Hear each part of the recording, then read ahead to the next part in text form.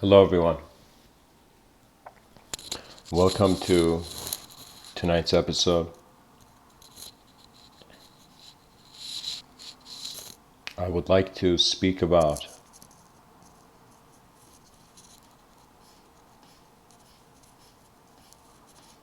the start of the spiritual simulation. I have found that we human beings have a relationship with our body, which translates as our action, and we have a relationship with our mind, which translates as movements of thoughts. The importance of the title is, to be honest, I first felt of like deep down it's like this the name of this title is Start of the Spiritual Simulation. But for some reason I found myself kind of being really intuitively kind of inclined to just keeping, at least for the video, the title When the Spiritual Simulation Starts, because I found that I am a modern creature. I cannot, I can choose to attempt to fathom the ancient days. I can give a sort of, I can put my vision and abstraction in the driver's seat, but there's something about modernity that needs to be said. We tend to take man to different moments in his history in order so we have a sort of new comparison. You see, they say history repeats itself. There's, in some sense, a sort of pattern that's echoing. Now, if the person is not aware of history, they will not notice the pattern, and the pattern will arise to them as new. This is what I understood about the audience that our species is of itself. I often say in these talks that the mind is like a sword and shield.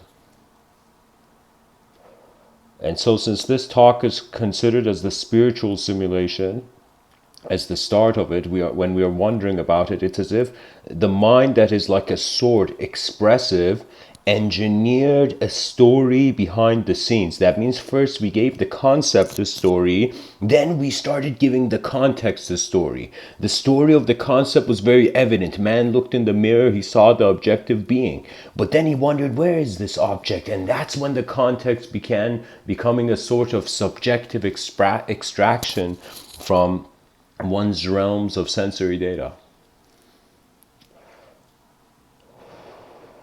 To be honest, the subconscious of all philosophers is, in some sense, oscillating between a collective viewpoint and an individual viewpoint. We underestimate how much mathematics has to do with our thinking, how much the division of phenomena has to do with the categories that we keep. Man, in his extended exposure to the living world, has developed relationships with this living world that are living alone in his mind. And so, the start of the spiritual simulation is when a certain language planted in the soil of consciousness sprouts. And I'm going to speak about this. Hopefully I'll do it justice by opening up a new angle to it. But what it is that since ancient times, ever since man could contain himself into a story, he has sought of the evolution of the story behind his eyes, alongside with the evolution of the manifest world in front of his eyes. So what does that mean? That means I, as a human being, like personally in my life, felt I was a thought. Everybody was calling me a name. It's like some people get offended by people calling them names. Guess what? Everyone has been calling you, treating you as a name since you're like, that's part of like life, where to others you are part of the world, but to yourself you are the center of it. You see, man's ideology is similar to how we had during the times of the Crusades, the Inquisition. We had man's mind dictating reality in his position of power. But now the species has become so self-aware that power no longer resides in the strength of an individual. It has to be an efficient rhythm of the collective. What that means is, if we want a person, if you want an individual human being to survive, live individually. But if you want your species, if you want your species to be able to have its eyes still open hundreds of years, thousands of years from now, then the action of the living being is crucial. And so here's the unique dilemma that I consider the moment has an objective component. Just every human being can check this out for themselves. Okay, we take it for granted because we're so occupied in the programs of culture. You know, it's I have had moments where I have fought with language, like literally fist fight with language. What I mean is, like, there was nothing violent going on. I was just sitting, my eyes were closed, but a thought appeared out of nowhere. You see, when you acknowledge that every moment has an objective component, and you're like, okay, so what's going on with this objective component? What is this sensory data of matter? And you see that the processing of it has to do with also the position of a free will. That means a part of man's mind is free from the world. A part of man's mind can never be free because it's dependent on the world. You see, I kind of found it funny that when it comes to wondering about people and realizing that there's a sort of archetypal relationship they have with all the data they have processed since their childhood, you know, I say that it's not just your parents that spoon feed you. It's the world spoon feeds you its patterns every day.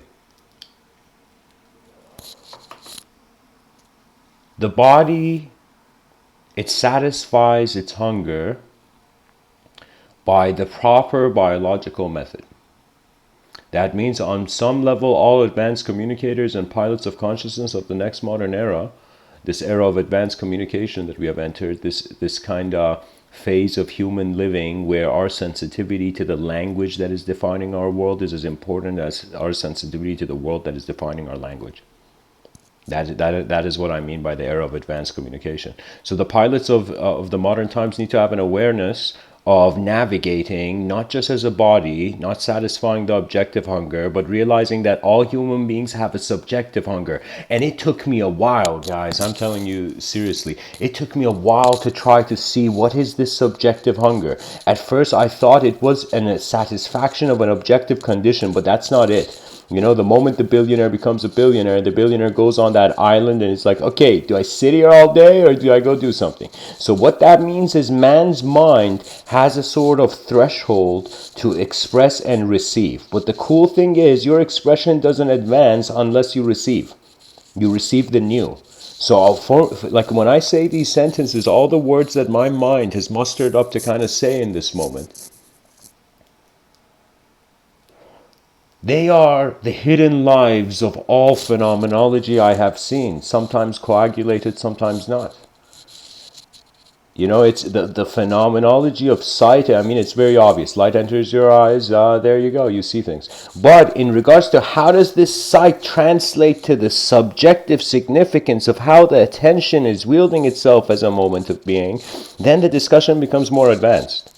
So what it is this is pretty much life, guys. Your decisions are either taking you to a simpler reality or they're taking you to a complex. But you have to realize life is performance oriented. A creature of design means a creature of responsibility, means that you're designed to have an ability to respond to the environment around you. And eventually you will realize that there's a sort of freedom kept from the mind of man. It's kept in the shadow of oneself. Unless, as Carl Jung says, unless you confront the shadow, how are you going to figure out the real self? Unless you see how you were divided and conquered into ideological senses of self, how else are you going to see the center of it all? If I tell you right now, all the images, ideas, viewpoints you have on reality, what are they all revolving around? What are they orbiting around? You will realize they are orbiting around where your attention goes next. So on some level, we have lied to ourselves by not realizing that language was man-made, and what is man-made is comprehensible to man. That means if an extraterrestrial comes here, you know, let's say in the future, you know, and an extraterrestrial lands on Earth, and we're like, hey bro, welcome, let's go, you know, like imagine a group of friends are going to the bar and an extraterrestrial comes and joins them, right? That extraterrestrial will not comprehend the language. You know, it may comprehend the energetic expression of the being and its intent of mind, but the language is different. Because language is something that we build relationships with. You know, you build a relationship with the name you're given. You know, it's like one of the first things I did when I was young was I looked up the meaning of my name, my first name in reality. So like Mr. Within, of course, is I use that as a metaphor. I use that as an online alias as well, right? In the digital universe, it's like my first name's in the driver's seat. But in reality, my first name is Amin, Amin, Amin. And so I wondered, when I was a kid, I'm like, what does this mean? Why has this name chosen me? It was kind of this kind of like very unique kind of, I felt the world was Morpheus, and the world had chosen this sort of name in my mind, and so it was kind of what I'm trying to say is that when I looked up the meaning of my name, I realized there was a history attached. And I realized I am the living embodiment of reference points and symbology. We are language alive.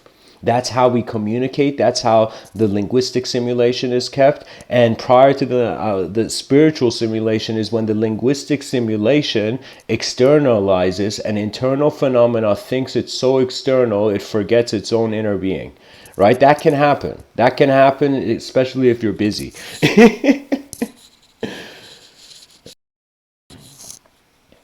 Deception is a part of truth. People who are afraid of failure, their eyes can't handle the success. People who fear emptiness, they will not be able to see things fully.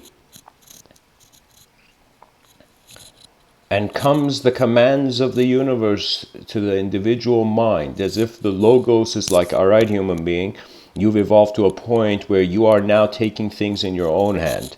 You see, the same way we can say, we saw in the movie 300, the Spartan mentality of developing the strength of a man was to push him into hard conditions. And as he managed to endure hard conditions, he gained a self-respect from his own experience that he could respect others. This is why when two people fight, right, of course their inner realities are different and they're fighting. They're fighting to defend what the real meaning of the moment is. But when you fight with someone, you two have a respect of the ability of each other's expression.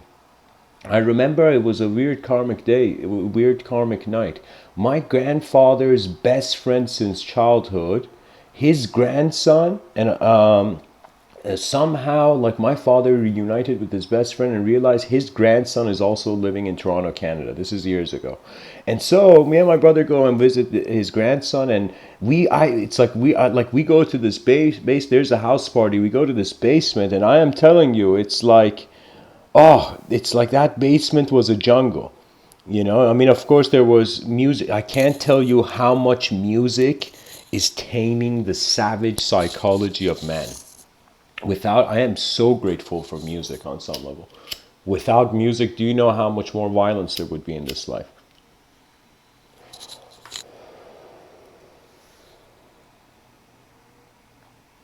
So I remember going into that basement, and I end up realizing, whoa, whoa, whoa! The room I thought I've just come to visit, like, my I've come here to kind of get to know my grandfather's best friend's my grandfather's best friend, his grandson. I came to realize they're all kind of worshiping. It was kind of weird. It's like they were all like worshiping evil, and they were all some of the people who were there, some of the closest friends of that person I went to meet, like the grandson of my grandfather's best friend. I noticed they are ones that they have accepted chaos first. That's the fascinating thing. Everybody's accepting some sort of subjective landscape. And when I went into that room, they were all fighters in like a kind of MMA, like not MMA, but like lesser MMA league, not UFC, but like lesser versions of it. And there was a guy there where on his finger he had written "dead kids" with a Z, right? It's like it was a tattoo on his wrists, right? And I was wondering, and I kind of noticed that this guy would go into these UFC fights, and I asked him, oh man, I asked him, what's that written on your hand? And he told me something else. He didn't say what was written on his hands, right? But I noticed it's like he had written that as if to scare the opponent in the ring. you know. But I noticed also something. I asked them, why do you guys fight? Why is this an option, right? Why have you chosen to walk the path of the evolved beast? You know, every person, I find beings who pay attention to inner phenomena, they have externally, they're living in a utopia externally. They're hoping the utopia continues. Do you know? So, anyways, and he said, when you fight with someone, you gain a respect for them. And I realize it's not about fighting, it's just exposure and engagement. The person opens their eyes in the morning, regardless of who they think they are, regardless of who they think they have been. Do you know? And regardless of all the various views they have, the day approaches as something where yesterday happened and today is a new day. That sense of how is today a new day means that the intelligence of the being must forget to re-evoke ability in a new dimension. So I want to tell human beings, don't be afraid of phenomena in your moment of experience coming and going. It happens a lot. Your biological body is temporary. That's the cool thing about it. It's like for a little while you're here. Now when it comes to studying the mind, we cannot just keep it lost in the dualistic objective dimension where language lives. The language of the future will be one of an experiential presence. That means it's going to be kind of, I find sacred poetry, as they would say, divine hymns, will be the closest thing. You see, anytime you leave a dimension, the archetype that is more able. Okay, here's the cool thing. Imagine every person, their mind has a sort of story to the world. Now, in accordance to how they have kept themselves as a character in this story of their world, will suggest where their archetypes are placed. For example, a religious kid in a religious environment may feel his archetype strengthened, as if when the world is similar to how he sees the world, he might suddenly feel engaged. You know, it's like life is so fascinating and so complex and so advanced that it just makes us appreciate the simple start. So here's the thing, guys. We are living in a world where in 2019, mainstream, I constantly think, like, here's the thing, I'll be honest, I'll say it. I feel America is the older brother of the world. Not the big brother, but the older brother. What does that mean? That means it has aimed, it's a nation that has attempted to make mistakes. America is a nation where its mistakes have been much more advanced than other nations, I find. And of course, different nations have different histories. I mean, I'm not a history major here speaking, but I could tell you that we can see the voices of nations.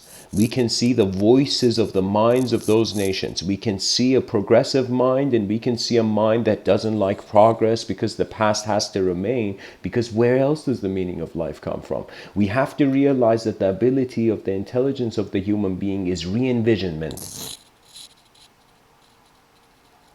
That is it.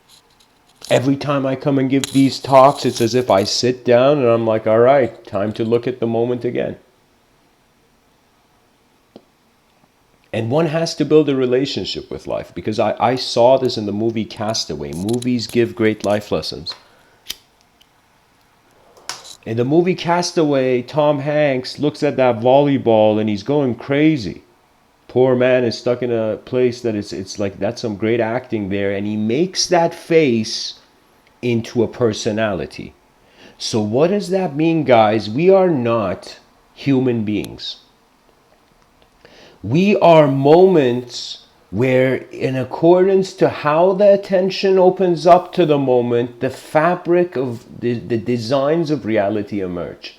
It's honestly this. It's kind of like how in the Zen practice they say, mindfulness is not slamming the door shut. Why? Because somebody could be sleeping in the house. That's the thing. You take advantage of the chaos of your mind by realizing free will is the ability to recycle chaos and get order from it.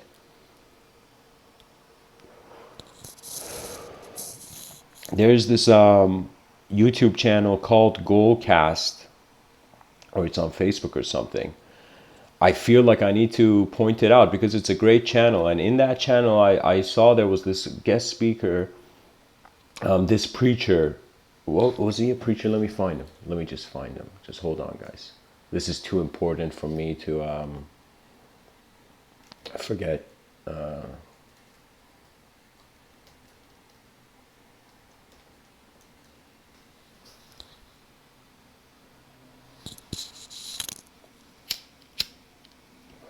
You can say the reason until I find this, guys. I'm just waiting for the page to. Okay, there we go. It's this man. What's his name? Oh my God. This man is one of the greatest. How can I tell you? Any being aware of adversity will become a great speaker because the real dimensions of their experience have been confronted. Life is, you don't have to just be a soldier in life, you have to also be the general. So go, it's a website called Goldcast, YouTube page, guys. It's by Rick Rigsby. There we go. And this man goes through an incredible loss in his family and finds himself in a moment where his father is standing right beside him. And his father, just imagine how strong his father should be. Imagine you are at the funeral of your son's loss, one of the biggest losses of your son's life. Oof. And his father looks at his son, looks at Rick Rigsby, and Rick Rigsby is saying the story in such a powerful way. He says his father says, keep standing. Keep standing. That is what sets you, that is the spirit of humanity. We continue regardless.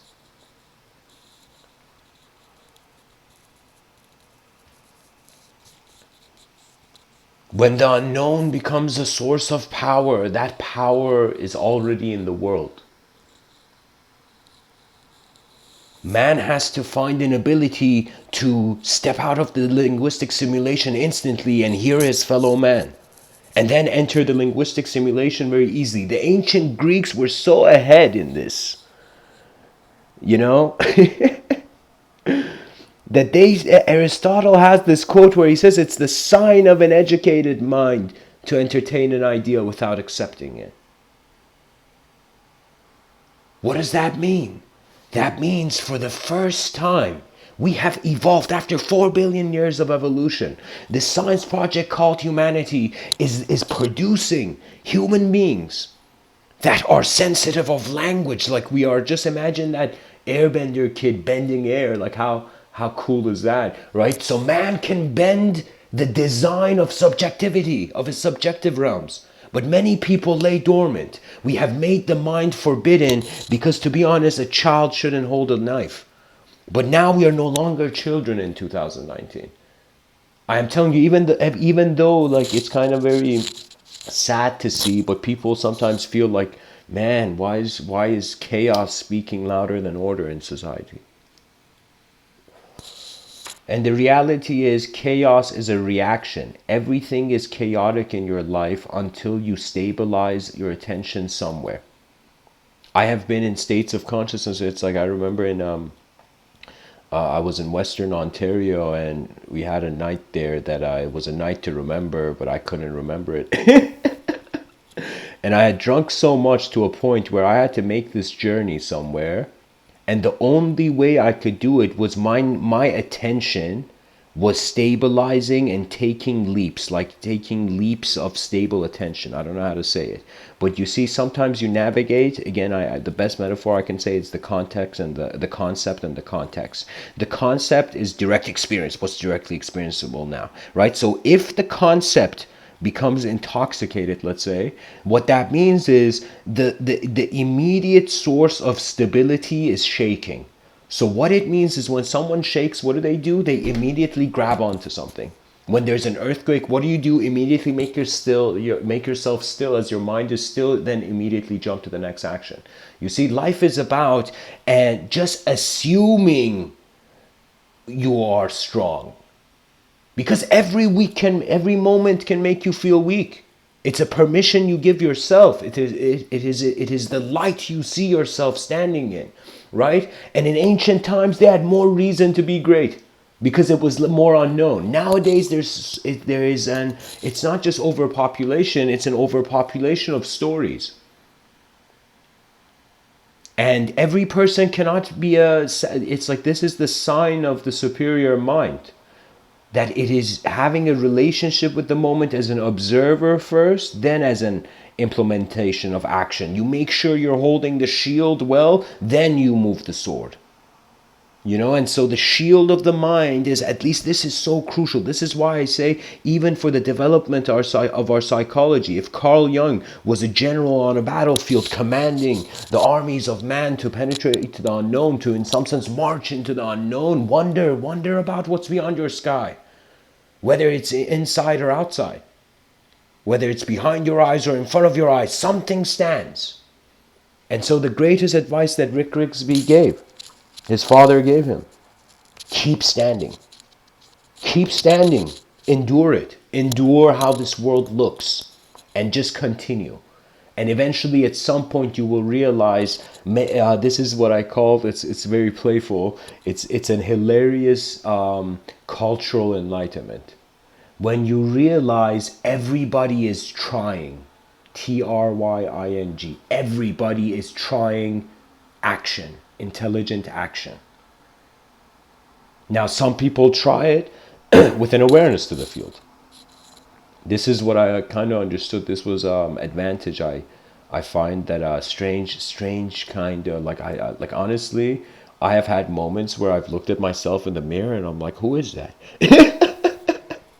And I've had moments where I've looked in the mirror and I'm like, how can I question it? So there are many ways your mind stands. Dear human being, forget how your objectivity only is a source of your identity. Also realize your attention, how your attention moves. I'm not even claiming thought. I'm not saying that we even use ideological language as advanced technology. Some moments in history it's required to be used. Some moments in history it's not even about taking people's attention to the philosophy of life. It's about implementation of action, because we are travelers here. The journeyer makes it. What does that mean? The philosopher is like a little kid who's looking at a flower in a garden, and his parents are like a tourist in that country, and they're like, all right, kid, let's go. But the philosopher is the kid who's like, no, I'm not going. I got to figure this out, right? So sometimes philosophy may make you feel that you are not experiencing the true illusion. It's like you can't just give truth people like a glass of water. Truth is something where if they're not thirsty, it doesn't exist for them.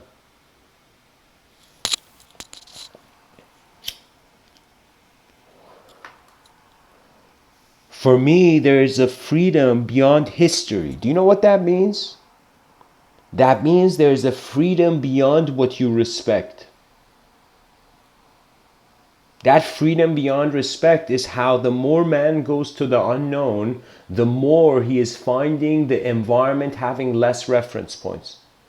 Eventually, you reach the last archetype of the conscious mind. And the last archetype of the conscious mind reverts back to how it's the unconscious always looking. So believe it or not, I'm saying we got to be playful as a species, number one. I try to say as many times possible in these talks, entertain what I say.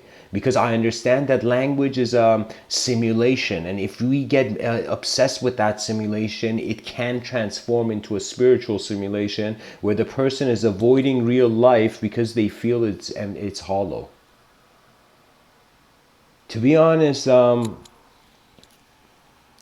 have said that emptiness is the kind of tea that the wise man drinks. But I'll be honest, you drink tea and then you go do something else. Life is multiple states, and every person is multitasking. Without multitasking, without an acknowledgement that there are various intelligences occurring on various dimensions, mind will have no sophistication to even consider individual consciousness. That means, believe it or not, the world is an ocean and we're a drop in it. The mind. The mind is like an ocean. Why do like that's why in these talks I say it's like that's the really new relationship with language. That's why the pilot of consciousness navigates beyond the clouds of language. What does that mean? Language is an opportunity for external phenomena to be connected to inner meaning. So the way I kind of move in the world, I realize that all right, some ideas I'm aware of in the moment, right? But some ideas that they kind of are like it's in the common context of our world.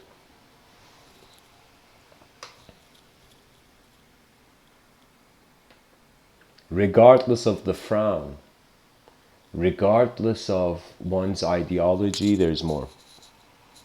That more means stay humble and realize, okay, you're humble because just like Socrates said, the only true knowledge is to know that you know nothing. That's the true wisdom.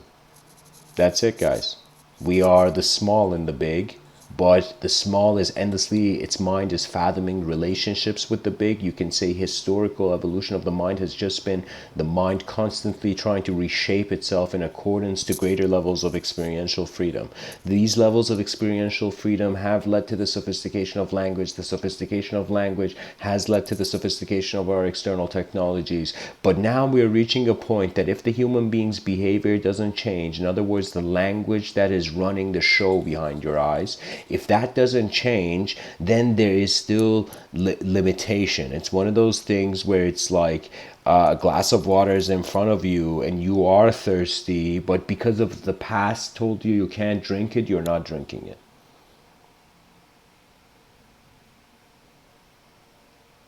It's think of it this way: before any person believes anything, first look at what's here. Because really, truth is what we make as a species significant. If we constantly make imagery that doesn't relate to our natural living more significant, guess what? Life is going to become, we're going to feel pretty insignificant. It's our actions. You see, the person does an action and gets an instantaneous emotional relationship, an emotional shift, as if emotions are like liquid in a glass and the person's running, right? So the liquid in the glass is in accordance to how the world is moving. The conceptual container, the way the concept is contained changes. So when the spiritual simulation starts is another way of saying when a moment of intelligence wonders truly about how intelligence is being right here. This attention, when the attention stops looking for something externally and for a second's like, whoa, whoa, whoa, whoa, whoa. I'm in a changing manifest world as a character in a story, so why such design? And I am telling you, I have more respect for an explorer than somebody who then it's like even the compiler knows. They have Guru Arjan in the Sikh tradition. He was in some sense a very important figure. He was a compiler and he was also a speaker. What did that mean? That means he wanted to answer questions that was not avoiding worlds beyond the eyes of one man. If you care for the mind of your species, while you're alive, you do something about it. While you're in the conscious waking state, you begin realizing, all right, so what is the point of this intelligence? Expressive or receptive or the verbs being used are not enough. A lion roars. Think about it, guys. What is going on in lion psychology? Imagine instead of apes, like it was lions, and lions were walking in the streets with suits on and they were roaring at each other. So, what would that roar mean?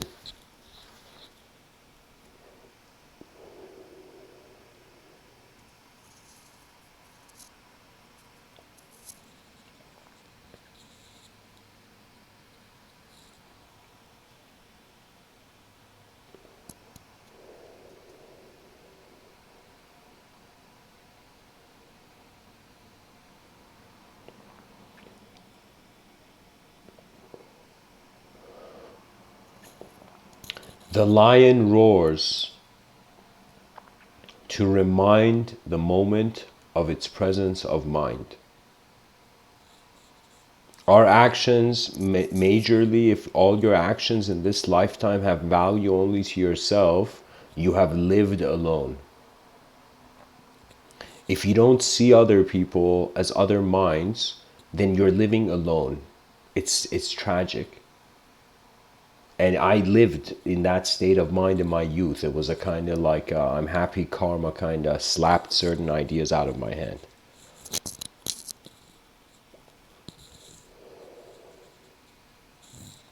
The significance is really short-term strategy, have fun.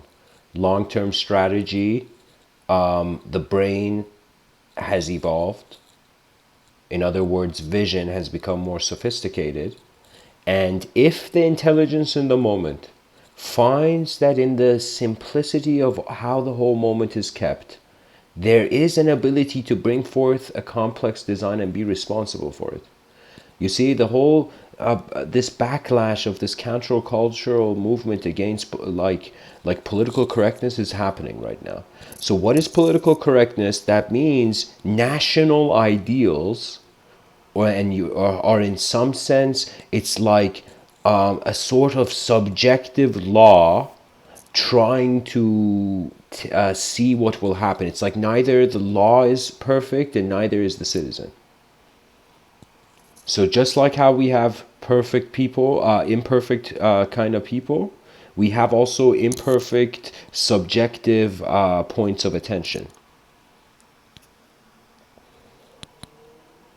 Pretty much what it is somebody has to kind of, you know, shake your hand and say, all right, time to take this life seriously, but realize due to the temporary nature, the serious actions can be, in some sense, done playfully. That's the thing. Sometimes if it's like without silliness, you cannot penetrate certain veils of incredibly deep. It's geometrical. It's geometrical. One can have a relationship with thought, with language in many ways. You can say it's like why do people speak about body language? Why are there so many politicians worried about how their body looks like in public? Let me tell you why. How their behavior of their body looks in public. Let me tell you why. Because that's a person who has not understood why life is here. When you understand why it's here, you become fearless. But when you don't know why it's here, the voice of others are still too loud. Your mind doesn't gain freedom.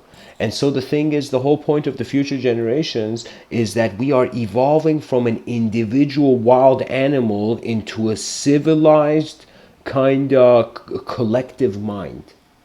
This civilized collective mind, we can say it's when the civilization attains a pure global state of mind. What that means is, first, we look at the simple ideas of value that we want to carry in the species. You see, we say a being is traveling. When a person travels, it's a bunch of things are common. One, they don't travel alone. That means you may be a being right now feeling you're incredibly alone, but the moment you have you honest collective vision you live for, you're going to suddenly realize you're never alone. Anytime any person, it's like you're not. It's like there's many beings on a. Imagine this: there's 8 billion beings on a boat, on a giant boat, like let's say Noah's Ark to the power of infinity. Okay, not to the power of 10, like you know. And so we are on this giant boat, and the whole civilization is okay. That boat becomes too big. Let's say like a couple times bigger than Noah's Ark. We like enough a boat big enough to hold 8 billion people in it, right? Some people at the center of that boat will feel there's no land, you know.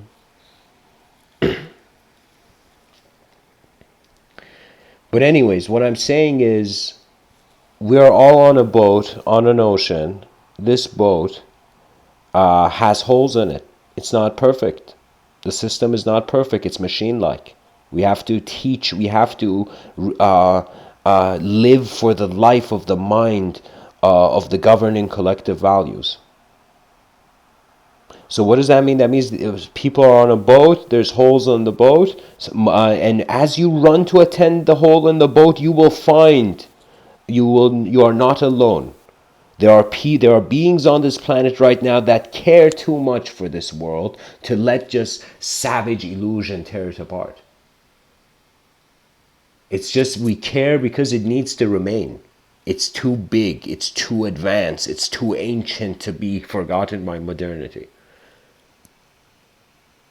I hope there comes a day where the human being looks in the mirror and they notice the eyes of the whole species looking back.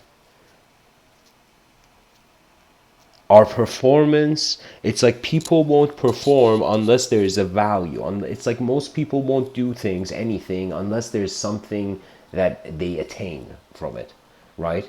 When this mindset goes away, it means at first you're kind of like, whoa, instead of competing with everyone to be at the top, you are in some sense not competing.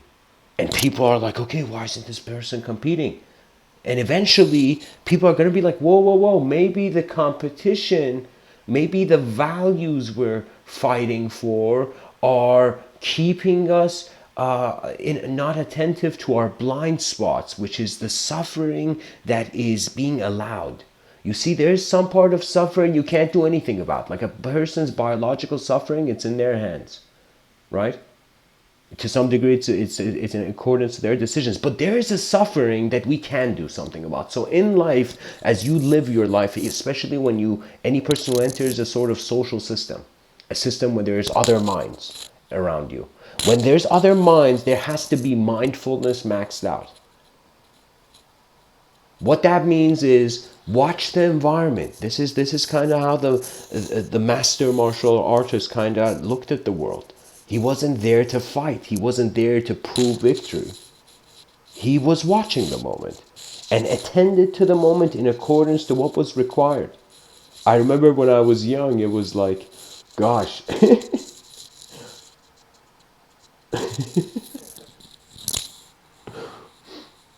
I was running around in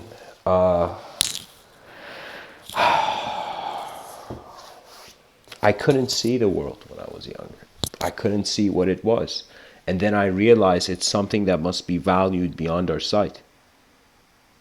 So there is so much. It's like we're not born in a playground, guys. We are born in a battlefield. And some people are in the front line. Some people are not. But they must find a way where they interpret the story enough to realize, all right, it's common sense to have the species advance. It's like everybody wants the species to advance. I mean, tell me one person who doesn't. I mean, even if you don't, you're still gonna wonder what would it be like, though. You know, that's the. It's gonna be a sort of philosophically very simple, but externally it's gonna be a very complex movement. For me, it's very interesting. So many, I found it very silly. You can never, it's like, sure, some people in history have started movements around ideas. They have held ideas and beliefs as banners, and people have kind of like moths have come around the flame. However, that there is bigger things. It's like the general doesn't worry about if his shoe is loose, when in some sense he has to attend an immediate kind of strategic problem in the battlefield, right? So it becomes one of those things where sometimes certain actions of the mind become more important than certain actions of the body, and you have to live for those actions of mind. Because you see, it's like you can live completely healthy, right? But you can have an unhealthy view on life. You can live completely unhealthy, but you can at least attempt in the darkest hour to have a healthy view on life.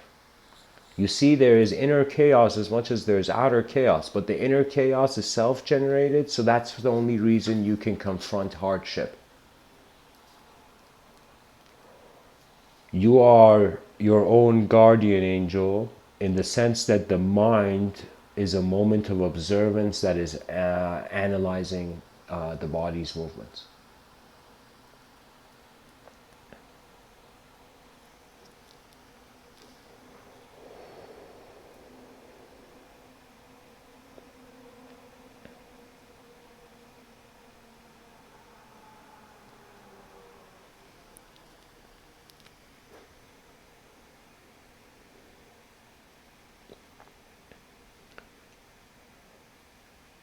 My brother would say he had this great line in one of his books and his novels where he said, "Fear nothing, love all," and that is the mentality of the response. You see, you can. It's so easy, guys, to avoid the world. It's so easy. It's so easy to avoid what is complicated. It's too easy. But certain things in life, if the living being now doesn't want to respond, how can you expect the future generations to respond?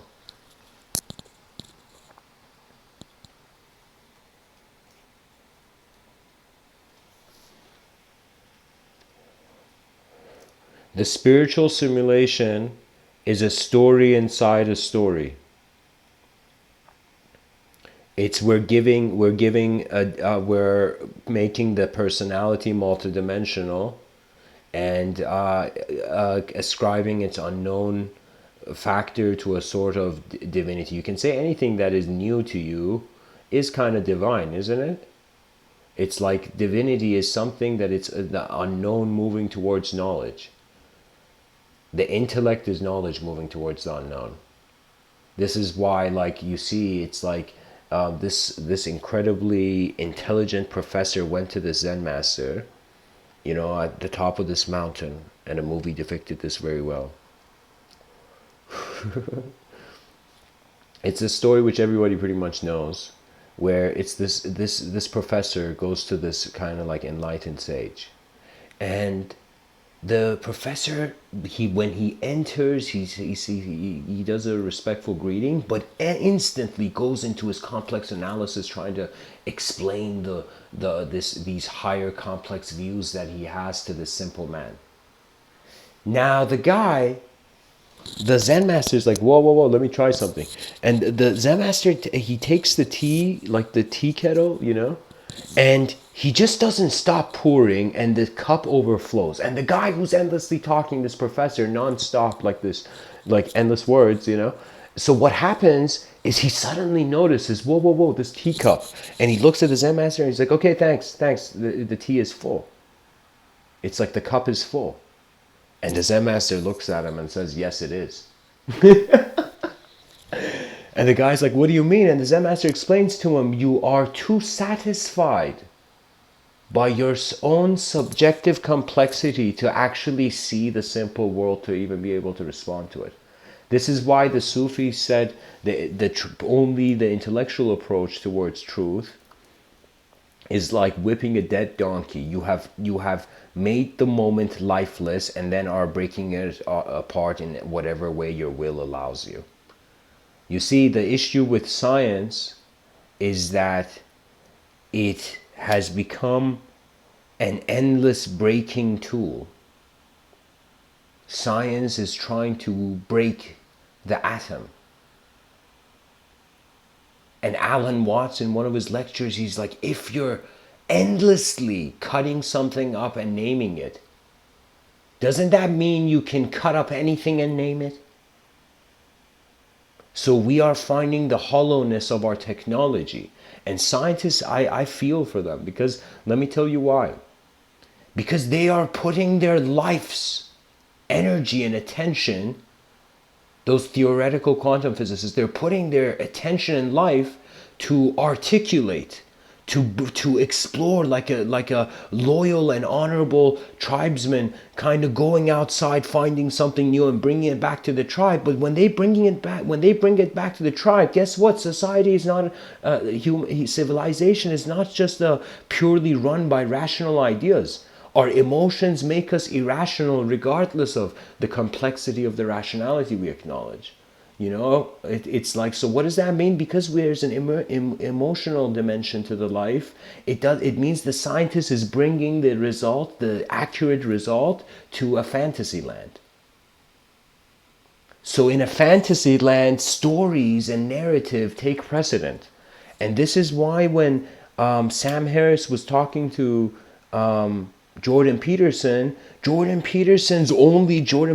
is incredibly a smart guy, by the way. And let me tell you what happens when smart people fight. They are fighting for the future. They're not fighting for the present moment. So what does that mean? That means whoever who sees the most. So you can say two smart people fight each other by not making the first move and watching which makes the first move. But you can say the not so smart warrior just sees something and just rages, just jumps, reacts.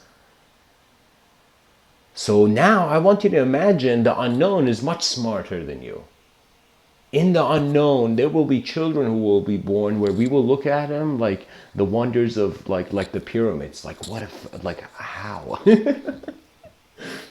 And those pilots will navigate the plane of existence. Mr. Within is just saying we are a sort of unique biological pattern that has attained free will, that has become conscious of itself. Now it has an ability to create. What is it doing with this creation? And the greatest creation is the development of the next, in some sense, story of the world that's going to move us. It's as if that ship I was telling you about that's holding 8 billion people, that is the global narrative. That one story that every living human being looks at and he's like, that's where humanity's going.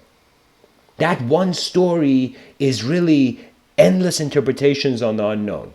And so what it is we thought as human beings, because we have a relationship of ourselves as a thought, because we take ourselves as a static image, we thought the solution to the static image is another image, is an image where that problem doesn't exist in. Mr. Within would say the species is not multidimensionally aware even though it harbors advanced multidimensional technology.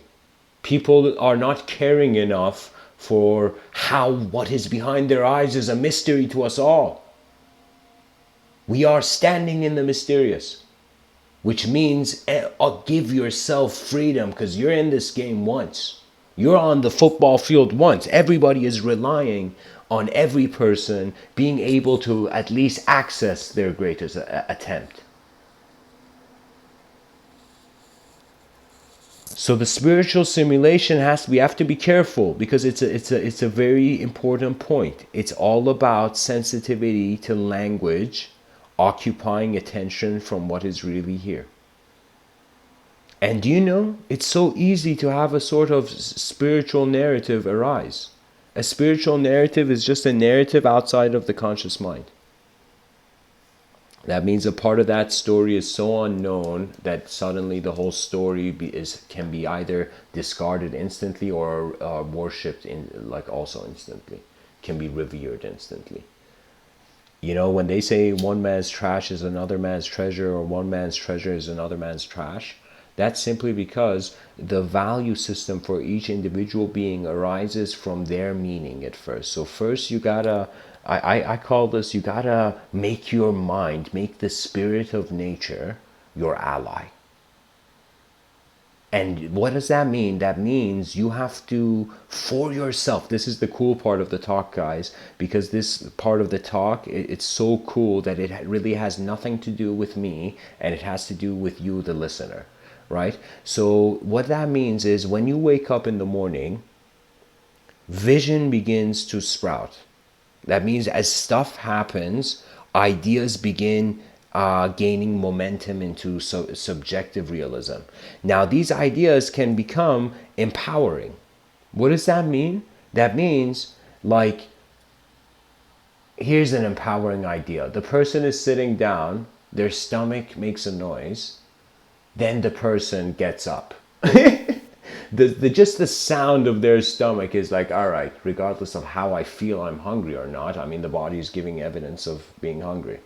You know, you gotta, it's like, think of it this way. Before a person can become a parent to take care of the body of a child, young child who doesn't have the evolved mind yet, you know, I have this idea. Parents should develop their children to be able to pass one major test. And once they get pass this major test, they will get a certification. And what is the certification? It is the certification of the independent, advanced mind. You become a person who, I find, once you acknowledge these major pillars of civilization, a certain range of ideas, then you automatically become responsible for it. you know? So I find those people who are really drawn to these Mr. Within talks, guess what? You're actually drawn into the responsibility that you can actually, it's like you're a person with a certain strength, and now you're wondering about the direction of this strength, and you're listening to these talks, and I'm telling you, guess what? The direction comes from you looking at yourself, not you looking at others.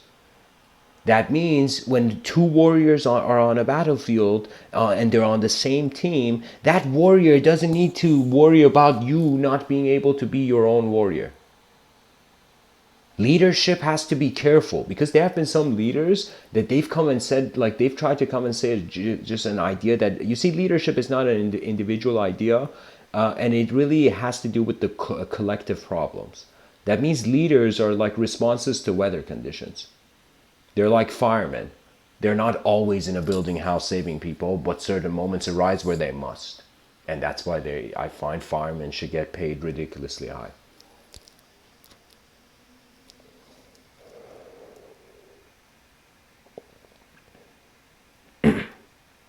We must not fear as a species to reinterpret everything. Who was it? Rene Descartes. He said, at least once in your life, doubt all. This doubt doesn't mean you have to let go instantly of everything you doubt.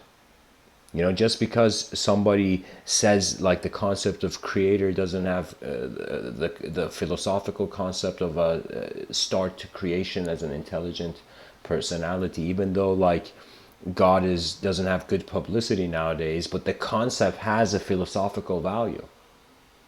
You see, sometimes you cannot fight language.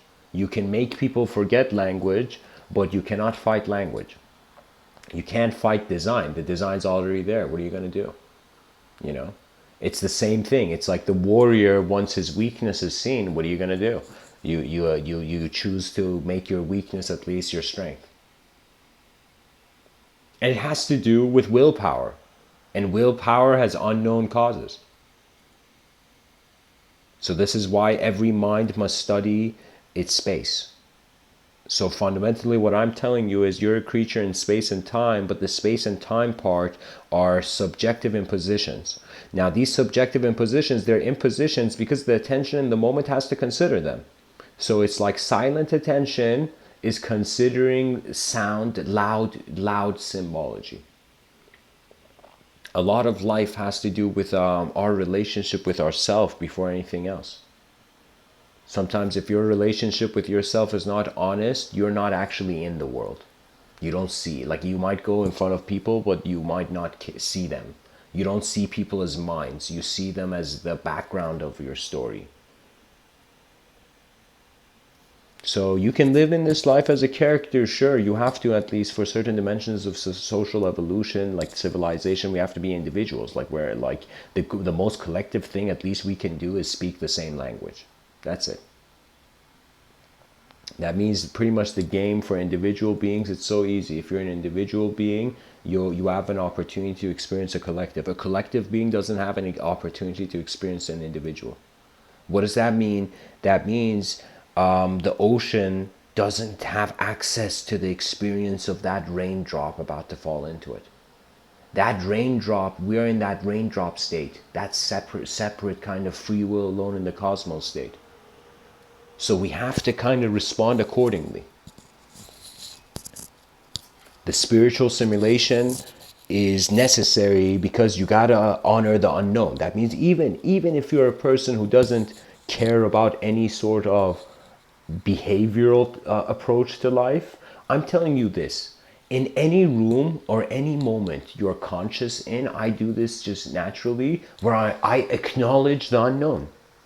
And when you acknowledge the unknown, you don't fear it. But when you try to avoid the unknown, that means you're avoiding yourself. So pay as much attention to what you don't know as much as you pay attention to what you do know.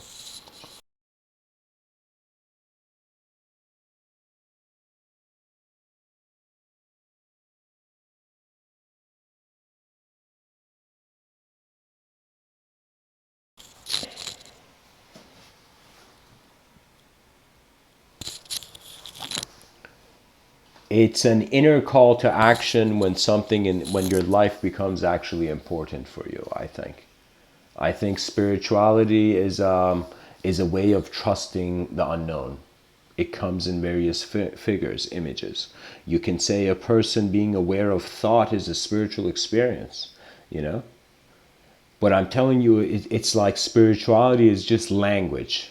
You know, I am telling you, our species must guard its true nature from stories as well.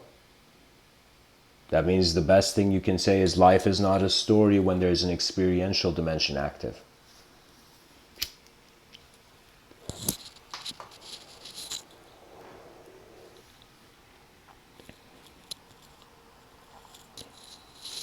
What does that mean? That means we're going to soon study omnipresence, but subjective omnipresence. An example of a sort of experience of subjective omnipresence is when one person in one part of the world gets a thought that is simultaneously and coincidentally same time another person in another part of the world has got the same thought. Sometimes it's strange, this is something strange, but sometimes when I speak about certain ideology, when the moment I tap into the actual design of that idea, I see instantly all the eyes of those who have looked at that idea.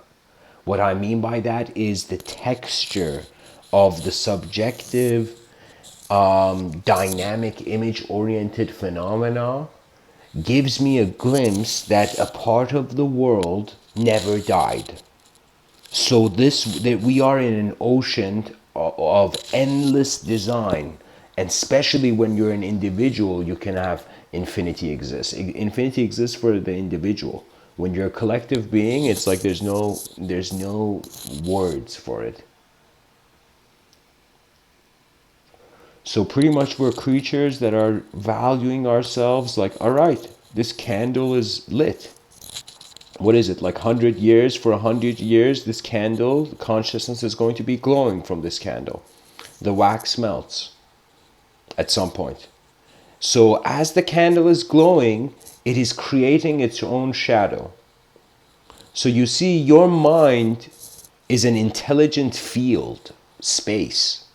But your body is the content, is a particle in this field, in this space, is a phenomena in this space. So it's a way of kind of realizing the incredible freedom of the mind that is unexplored. Your mind is free in ways that you are not, the average person doesn't takes for granted. It's like we're not discovering per se something new here, but we are realizing the ability to, like, if you hold a cup with your right hand, you can hold it with your left. You know, you interpret something chaotic, you know, tomorrow you can interpret it as order. This is why there's this saying where they say, yesterday's enemy is today's friend. Because people's state of mind changes all the time. No one is ever themselves. Every conversation you have, it's the last conversation you ever had with that sense of self of that person in that moment. We have to appreciate that we are not just bodies that are howling minds like in a skull backpack. You know, we are in some sense, that imagery might have been too extreme. But what I'm saying is, like, we are moments of collective evolution. We should not fear the collective. The heroic impulse in every generation of human beings arises from the responsibility they take for the archetype that is accessible to them. When you love your species, you become fearless in your individual life. When you hate the species, that's when you reach a point where you separate yourself in a way where you feel you don't deserve. So you can say guilt can arise sometimes from even how a person looks at something. Do you see? But the guilt arises because they're decent, because they're still good, because they could still see the better way. That means in the most inefficient moments of my life, I have been like, is the light of inefficiency extinguished, and the voice of the, like, whispers have come from the logos, in that kind of chaotic state of mind where it was as if, as long as you're here, your eyes are here. So fear nothing. Because you're not a thing. And it's going to surprise the species when we realize we are the field of our intelligence, not just the particle in it. Beyond the spiritual simulation, we have a maturity and sensitivity to the linguistic simulation. As we step out of our own dream, we find the reality of the whole world.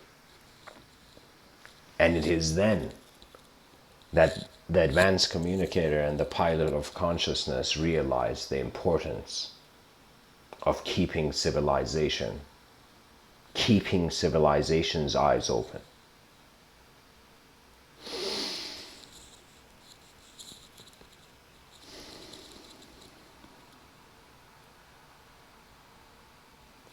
Rise, mankind, rise.